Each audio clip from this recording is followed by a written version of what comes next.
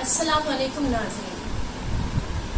जैसा कि हमें मालूम है कि आज कल हिंदुस्तान में बॉलीवुड की एक फिल्म जो बहुत ज्यादा चर्चा में है, वायरल है और डिस्प्यूटेड भी है कि हम दो और हमारे 12, जिसके टाइटल में अब कुछ चेंजेस करके उसे हमारे 12 के नाम से चलाया जा रहा है।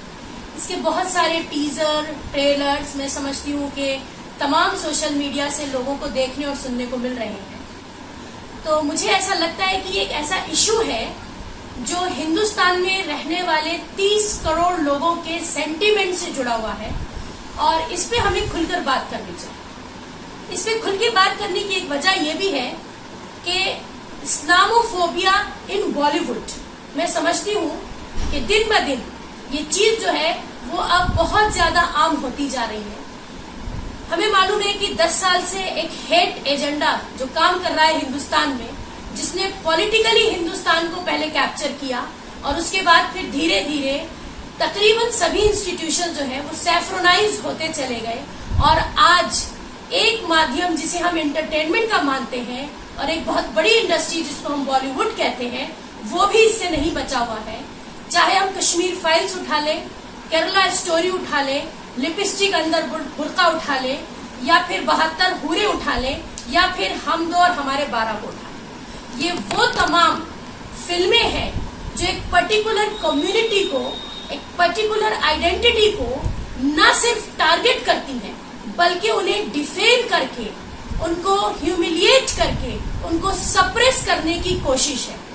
वर्गलाने और प्रोवोक करने की एक तरीका है कि किस तरीके से ये दिखाया जाए कि ये कम्युनिटी और इनका रिलीजन जो है वो बहुत निगेटिव है, वो बहुत खतरनाक है या खराब है। लेकिन यहाँ हमें समझने की जरूरत है कि इस तरीके का बूस्ट जो ऐसे इंस्टीट्यूशंस को मिल रहा है वो कहीं ना कहीं एक एजेंडा है, एक खराब और गलत प्रोपोगेशन है, बदनाम करने की एक कोशिश है, या फिर हम कह सकते हैं कि एक साजिश है। एक साजिश, एक क्या कहते हैं कि सुलझी प्लान की हुई, सुलझी समझी एक स्ट्रैटेजी बनाई जा रही है।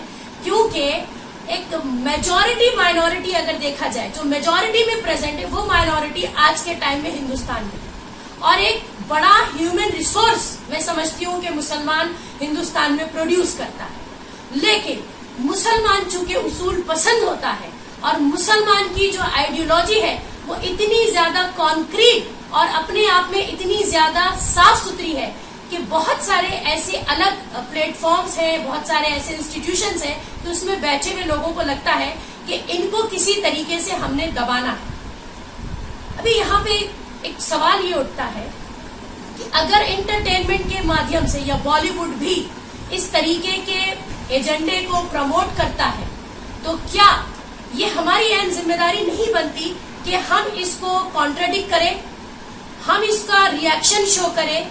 क्योंकि हमें लगता है कि कोई भी प्रोपोगेशन जो किसी को गलत साबित करने की कोशिश कर रहा हो, झूठ दिखाने की कोशिश कर रहा हो, हमें उसे एक्सपोज करना चाहिए। एज ए इंडियन सिटीजन ये हमारी मॉरल ऑब्लिगेशन। इसके बाद सवाल उठता है कि जब इस तरीके का हेट, इस तरीके की गलत, निगेटिव, एथिकल, अनएथिकल चीजें हमारे सामने आती हैं, तो ऐसे में वो पॉलिटिकल पार्टीज या वो लीडर्स या वो लोग जो पावर में बैठे और अपने आप को सेक्युलर कहते हैं, वो आखिर चुप क्यों?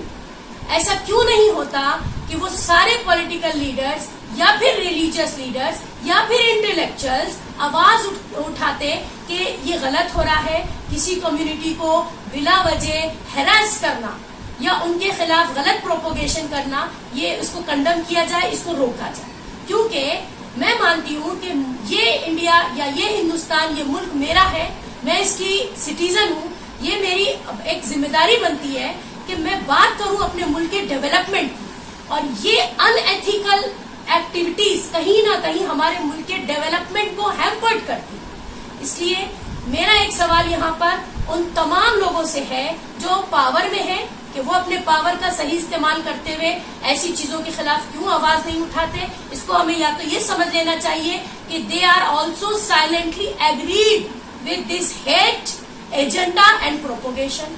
One thing. The second important thing is कि वो कॉमन लोग जो पढ़े लिखे हैं, अपने आप को इंटेलेक्चुअल कहते हैं, इसमें मैं उन सभी लोगों से मुखातब हूँ जो क्रिश्चियंस हो, सिख हो, हिंदू हो, दलित हो या किसी भी कास्ट, किसी भी रिलीजन, किसी लैंग्वेज और किसी भी रीजन के हो, कि वो आखिर आगे आके ये बात क्यों नहीं करते कि ये सारी चीजें जो अनएथिकल हो रही है हमारे मुल्क में, ये कहीं ना कहीं आने वाली जनरेशन को कमजोर कर रही है।